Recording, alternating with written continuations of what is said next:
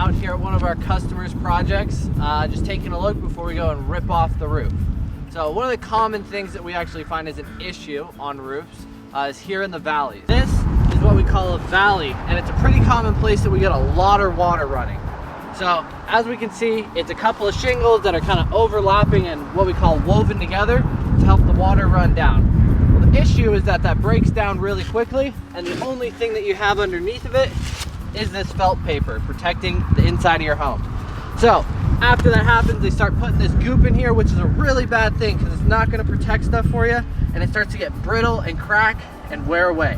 So the roofing 101 way, the way we like to fix it, is over here on this side. So as you can see, we're going to first start off with what we call an ice and water shield that helps seal to that decking, and then over the top you're going to have this metal valley.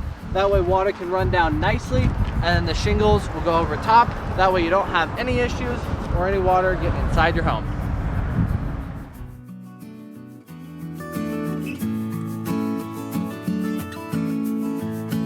Watching. For more videos like this, hit the subscribe button. Ready to book your free inspection?